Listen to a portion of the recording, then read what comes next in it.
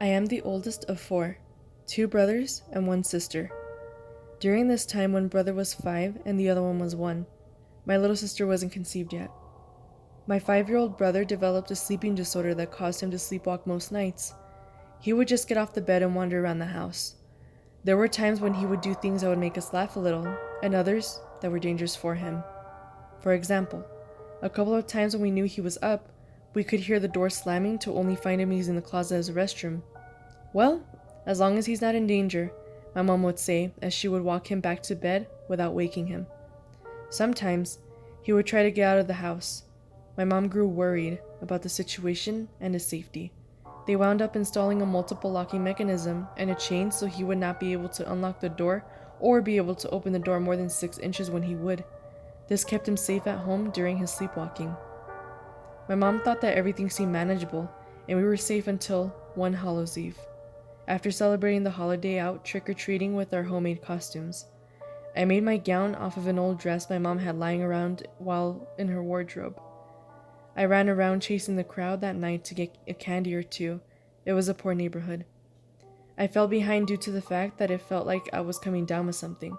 I broke into a sweat with these intense chills, wearing my witch mask that hid my sickly state. I got home feeling cold yet burning up at the same time. My mom knew I wasn't well and gave me medicine to ensure that I could feel better and sleep it off.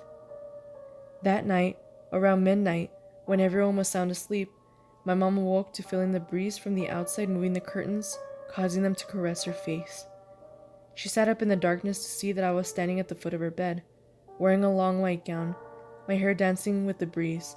She was paralyzed with shock, wondering, "Is she okay?" Then she squeezed my dad's hand to wake him up. He, too, was looking at me. My mom said they thought I was sleepwalking, too. With a simple look, they both got up to guide me into my bedroom. As we got closer to the room, I apparently asked my mom if she liked my hair as the breeze continued to move it. My mom's heartbeat was the only thing she described to hear, because the sight of me with my hair moving in the darkness was very creepy. Regardless of how scared she was, she used the same tactic with me that she used with my little brother, now waking me up to avoid trauma to the brain. When they finally arrived outside the room I shared with my siblings, they saw someone in my bed. They both looked at each other confused and scanned the room, counting the 3 of us, which included this mysterious person because they knew I was following them back to my room. When they looked back, I wasn't there anymore. I never got off my bed. The mysterious person was me, still in my witch costume.